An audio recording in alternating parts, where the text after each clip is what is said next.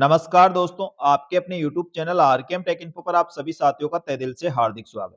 सबसे पहले तो दोस्तों आप सभी अभ्यर्थियों का बहुत-बहुत धन्यवाद, जिन्होंने हमारे यूट्यूब चैनल टेलीग्राम ग्रुप को रेगुलर फॉलो कर रहे हो और आपको सूचना सहायक भर्ती परीक्षा के दस्तावेज सत्यापन में मेरे द्वारा दी गई जानकारियों से बहुत सारी हेल्प मिली है और उन अभ्यर्थियों ने पर्सनल मैसेज करके धन्यवाद दिया है। उन समस्त अभ्यर्थियों को बहुत-बहुत धन्यवाद और आपका प्यार सपोर्ट यूं ही बना रहे। चलो शुरू करते हैं इस वीडियो को और देखते हैं आगे दस्तावेज सत्यापन पूर्ण होने के बाद आगे की प्रक्रिया क्या रहेगी। और अभ्यर्थियों के द्वारा कमेंट बॉक्स में बहुत सारे सवाल पूछे गए, उन सभी सवालों के जवाब भी इस वीडियो में दिए जाएंगे। दोस्तों, सूचना प्रौद्योगिकी और संचार विभाग द्वारा सूचना सहायक भर्ती परीक्षा 2023 के दस्तावेज सत्यापन कंप्लीट हो चुके हैं। आपके दस्तावेज सत्यापन 18 नवंबर से शुरू हुए थे और 20 दिसंबर तक आपके दस्तावेज सत्यापन चले हैं, यानी लगभग एक महीने में आपके दस्तावेज सत्यापन कंप्लीट करवाए गए हैं। दस्तावेज सत्यापन के लिए 5363 अभ्यर्थियों की लिस्ट निकाली गई थी। अब उन दस्तावेज सत्यापन में कितने अभ्यर्थी अनुपस्थित रहे हैं, साथ ही दस्तावेजों में जिन अभ्यर्थियों की कमी रह गई उनके साथ क्या होगा, और पेंडिंग लिस्ट जो प्रोविजनल लिस्ट है वो कब तक जारी होगी, सूचना सहायक की कट ऑफ क्या रह सकती है और रिजल्ट कब तक जारी होगा, साथ ही ज्वाइनिंग कब तक दी जा सकती है। इस प्रकार के बहुत सारे सवाल आपके मन में हैं और आप कमेंट करके बार-बार यही पूछ रहे हैं, सर इनके बारे में कुछ अपडेट दीजिए। तो साथियों, ये वीडियो इन्हीं सभी सवालों को जवाब के लिए है, यानी आपके कमेंट बॉक्स में से बहुत सारे सवाल उठाए गए हैं और उसी के आधार पर ये वीडियो बनाया गया है। तो आपको सभी सवालों के जवाब इस वीडियो में मिलने वाला है। तो इस वीडियो को पूरा अंत तक देखें, आपको सभी सवालों के जवाब इस वीडियो में मिल जाएगा। दस्तावेज सत्यापन संपन्न हो चुके हैं। अब आगे की प्रक्रिया क्या रहेगी? तो साथियों, सूचना प्रौद्योगिकी और संचार विभाग द्वारा दस्तावेज सत्यापन के बाद समस्त अभ्यर्थियों का कंप्यूटर में डेटा फीड किया जा रहा है और फीड होने के बाद पता चलेगा कितने अभ्यर्थियों के दस्तावेजों में कुछ कमी रही है और कितने अभ्यर्थियों के दस्तावेज पूर्ण है। उसके बाद इसकी एक संपूर्ण लिस्ट बनेगी और लिस्ट के बाद जो पात्र अभ्यर्थी रहेंगे उनकी लिस्ट अलग रहेगी और जिन अभ्यर्थियों के दस्तावेजों में कमी रह गई उनकी लिस्ट अलग रहेगी। इसके बाद एक लिस्ट अनुपस्थित अभ्यर्थियों की रहेगी और उन अभ्यर्थियों को दस्तावेज सत्यापन का एक और मौका दिया जाएगा, जिसकी लिस्ट बहुत जल्दी आने वाली है। इसके साथ ही किसी अभ्यर्थियों के दस्तावेजों में कोई कमी रह गई और वह कमी पूर्ति अभी तक नहीं करवाए तो ऐसे अभ्यर्थियों की लिस्ट भी इस लिस्ट के साथ जारी की जा सकती है। और इसके बाद राजस्थान की प्राइवेट यूनिवर्सिटियां और राजस्थान की बाहर की ऐसी यूनिवर्सिटियां जो पिछली भर्ती परीक्षा में संदिग्ध पाई गई है, ऐसी यूनिवर्सिटियों के जो भी दस्तावेज प्राप्त हुए हैं, यानी जिन अभ्यर्थियों ने दस्तावेज जमा करवाए, उनकी थोड़ी गहनता से जांच होगी। वैसे दोस्तों, अभ्यर्थियों को घबराने की आवश्यकता नहीं है, ये डिपार्टमेंट का कार्य है और डिपार्टमेंट अपने स्तर से ये सभी यूनिवर्सिटियों के दस्तावेजों की जांच करवा लेगा और जांच के उपरांत यदि सही पाए जाते हैं तो उनको पात्रता की सूची में डाल दिया जाएगा। अब साथियों, आपके द्वारा पूछे जाने वाले सवालों के जवाब मैं देना चाहूंगा। अभ्यर्थी पूछ रहे हैं कि सर दस्तावेज सत्यापन समाप्त हो चुके हैं, अब पेंडिंग लिस्ट या प्रोविजनल लिस्ट कब तक जारी की जाएगी और अनुपस्थित रहे अभ्यर्थियों को क्या मौका दिया जाएगा या नहीं। तो दोस्तों, मैं आपको बताना चाहूंगा, दस्तावेज सत्यापन आपके 20 दिसंबर को समाप्त हो चुके हैं। अब कम से कम 10 से 15 दिन आप मान लीजिए अनुपस्थित अभ्यर्थियों की लिस्ट और जिन अभ्यर्थियों के दस्तावेजों में कोई दस्तावेजों की कमी रह गई है, ऐसी कमी पूर्ति की लिस्ट आपकी 10 से 15 दिन का समय लग सकता है। यानी आप मान के चले जनवरी के प्रथम सप्ताह से पहले ये लिस्ट नहीं आएगी, क्योंकि अभी समस्त अभ्यर्थियों के डेटा फील्डिंग का काम चल रहा है। जैसे डेटा फील्ड हो जाएगा उसके बाद ये लिस्ट निकाली जाएगी। इसके बाद दूसरा सवाल ये था कि दस्तावेज सत्यापन के बाद पात्र व अपात्र अभ्यर्थियों का पता कैसे चलेगा। तो दोस्तों, इसके लिए जो मैं बता रहा हूँ, अभी लिस्ट बन रही है और लिस्ट के बाद ही पता चलेगा कौन से अभ्यर्थी पात्र हैं और कौन से अपात्र हैं। अपात्र का अभी कोई डेटा नहीं है, अभी सभी प्रोविजनल लिस्ट में रहेंगे और उसके बाद जब प्रोविजनल लिस्ट क्लियर होगी तब जाके पता चलेगा कितने अभ्यर्थी अपात्र हुए हैं।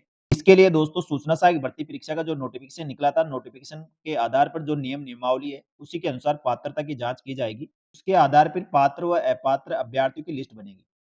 इसके बाद दोस्तों, बहुत सारे अभ्यर्थियों ने ये सवाल पूछा है कि सर फाइनल कट ऑफ क्या रह सकती है, इसके बारे में एक वीडियो बना दीजिए। तो दोस्तों, इसका वीडियो बहुत जल्दी आने वाला है, 1-2 दिन में वो वीडियो आ जाएगा। सूचना सहायक का रिजल्ट कब तक जारी किया जा सकता है?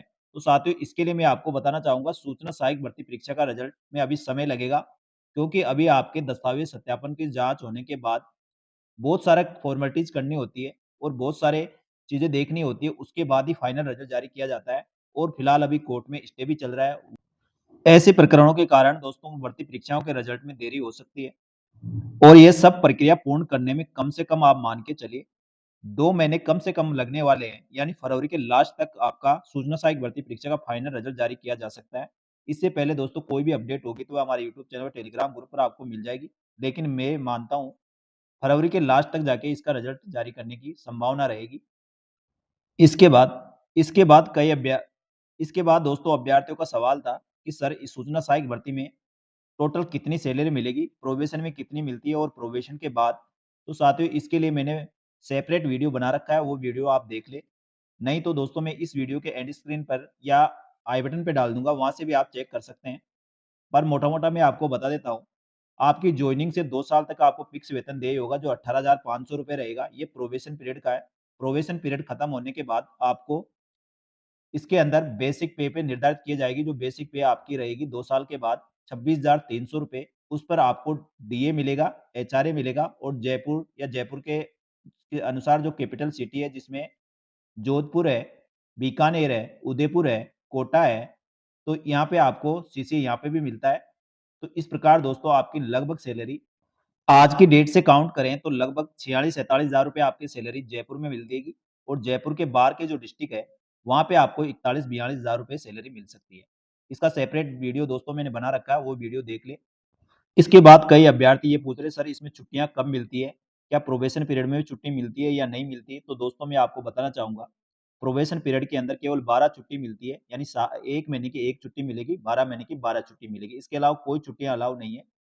केवल मैटरनिटी लीव कोई महिला अभ्यर्थी है और उसको मैटरनिटी लीव चाहिए तो मैटरनिटी लीव मिल जाएगी, लेकिन उसका प्रोबेशन काल बढ़ जाएगा।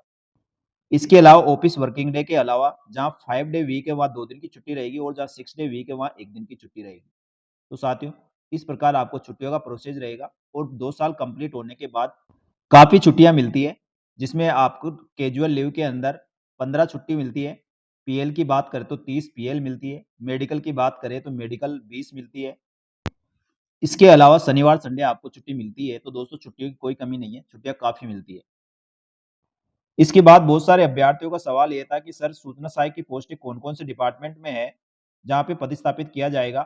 तो इसके लिए मैंने सेपरेट वीडियो बना रखा है, वो वीडियो आप देख सकते हैं और उस जहाँ-जहाँ पद सूचना सहायक की क्रिएट है, उनकी पीडीएफ भी मैंने दोस्तों कई बार टेलीग्राम ग्रुप पर डाली है, वहाँ से भी आप चेक कर सकते हैं।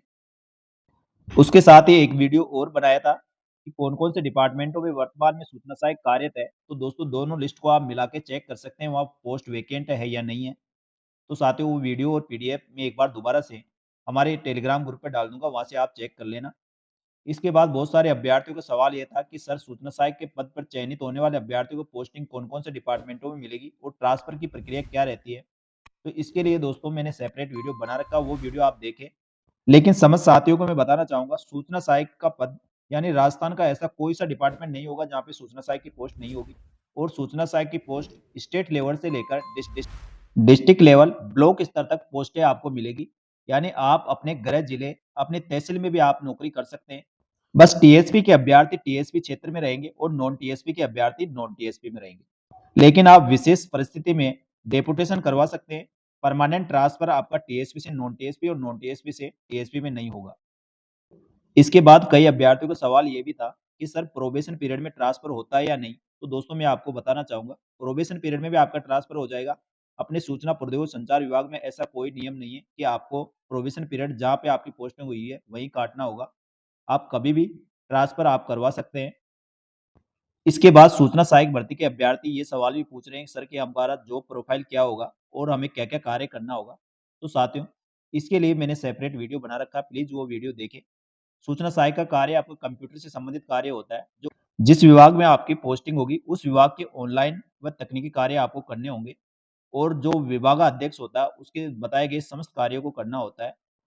लेकिन दोस्तों सूचना सहायक का प्रत्येक डिपार्टमेंट में कार्य अलग-अलग हो जाता है क्योंकि अपने कार्य की प्रकृति बदलती रहती है। अपन जिस डिपार्टमेंट में जाएँगे, वहाँ के हिसाब से अपने को कार्य करना होगा।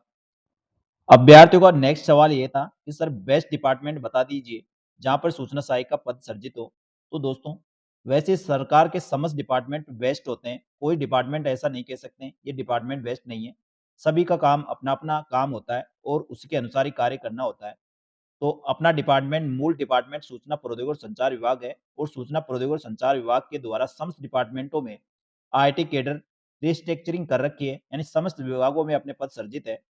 लेकिन दोस्तों अपना हेड डिपार्टमेंट सूचना प्रौद्योगिकी संचार विभाग है, तो मैं तो आपको बताना चाहूँगा सबसे बेस्ट डिपार्टमेंट यानी अपना होम डिपार्टमेंट रहेगा।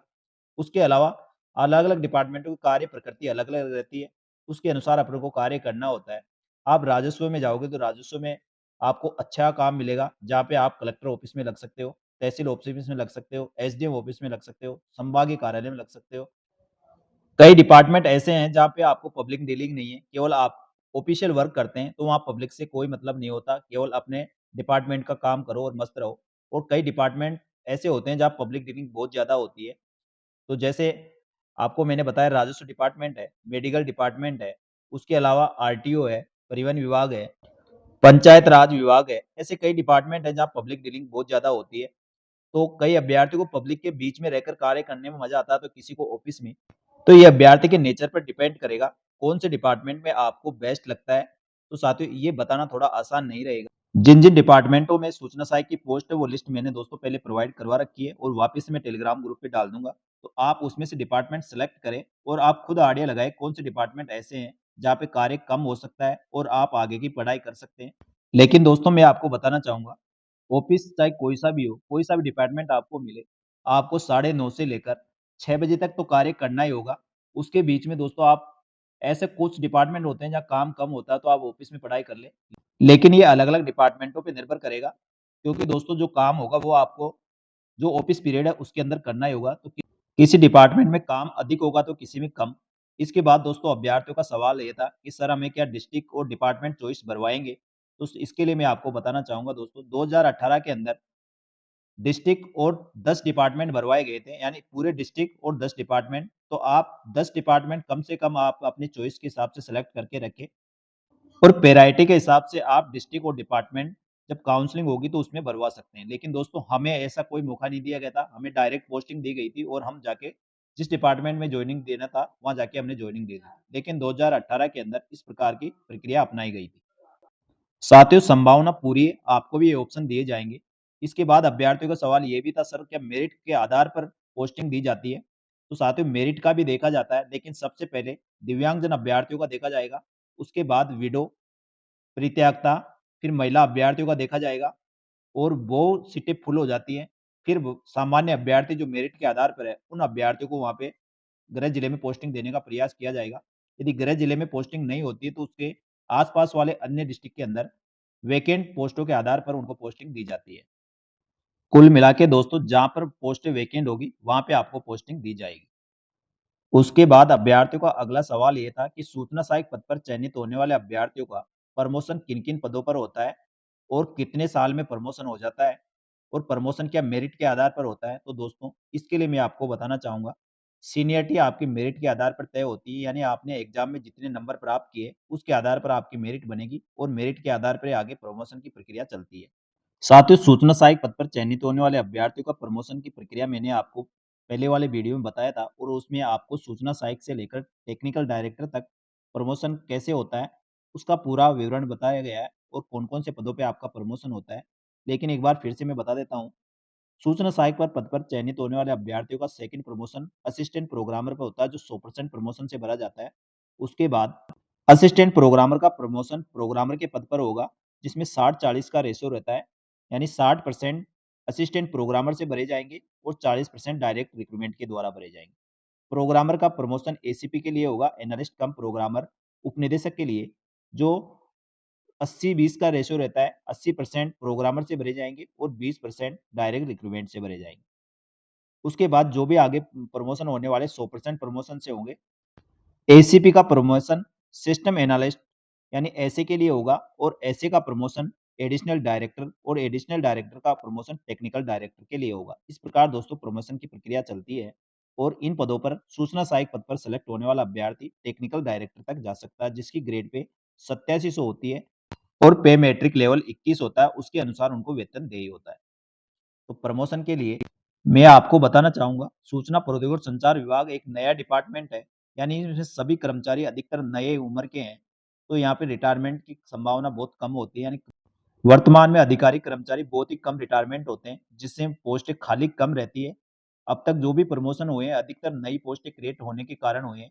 तो आपको मैं बताना चाहूँगा 2013 के अंदर जो अभ्यर्थी यानी जो कर्मचारी अभी वर्तमान में कार्य कर रहे हैं, उसमें से लगभग 1800 से 2000 अभ्यर्थी ऐसे हैं, जिनका अभी भी प्रमोशन नहीं हुआ है, केवल कुछ कैटेगरी को छोड़कर, क्योंकि कुछ कैटेगरी की पोस्टें खाली थी, इस कारण से उनका प्रमोशन हुआ है।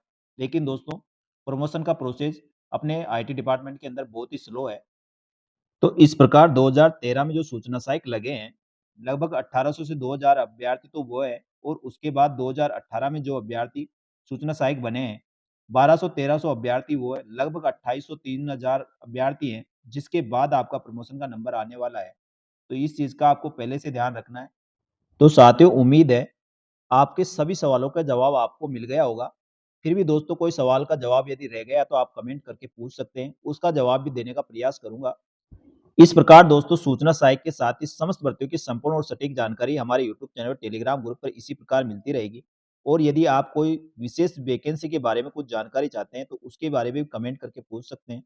उसके बारे में इसी प्रकार का एक वीडियो बनाकर आपको बता दिया जाएगा। उम्मीद है दोस्तों, सूचना सहायक के अभ्यर्थी जो सवाल पूछ रहे थे और जो उनके मन में सवाल थे, उन सभी सवालों के जवाब लगभग इस वीडियो में मिल गए होंगे। फिर भी दोस्तों, आपके इस मन में कोई सवाल हो और जो आपको इसमें आंसर नहीं मिला हो, तो उसके बारे में आप कमेंट करके पूछें। वैसे दोस्तों, बहुत सारे सवाल जो रिपीटेड है, उन्हीं को बार-बार अभ्यर्थी पूछते रहते हैं, तो हो सकता है उनके जवाब मैं नहीं दे पाया हो। लेकिन दोस्तों, कहीं न कहीं उन सवालों के जवाब मैं आपको टेलीग्राम ग्रुप पर व यूट्यूब चैनल पर देने का प्रयास करता हूँ। और सूचना सहायक भर्ती के संबंध में आगे भी कोई भी अपडेट होगी, तुरंत प्रभाव से हमारे यूट्यूब चैनल और Telegram group RKM take info पर आपको मिल जाएगी। इसलिए हमारे इस यूट्यूब चैनल और टेलीग्राम ग्रुप को जॉइन करके रखें। और साथियों, आपसे एक अनुरोध और रहेगा, हमारे यूट्यूब चैनल और टेलीग्राम ग्रुप को आप जो प्रतियोगिता परीक्षाओं की तैयारी कर रहे हैं, ऐसे अभ्यर्थियों को हमारे यूट्यूब चैनल और टेलीग्राम ग्रुप का लिंक ज़रूर शेयर करें और उनसे सब्सक्राइब करा के बेल आइकन प्रेस करवा लें, जिससे उनको भी इसी प्रकार की जानकारियाँ तुरंत मिल सकें। यहाँ तक जो अभ्यर्थी वीडियो पूरा देखे हैं, वो अभ्यर्थी हमारे लिए बहुत ही खास है। तो दोस्तों, फिर से मिलेंगे नए वीडियो में, तब तक के लिए धन्यवाद। जय हिंद, जय भारत।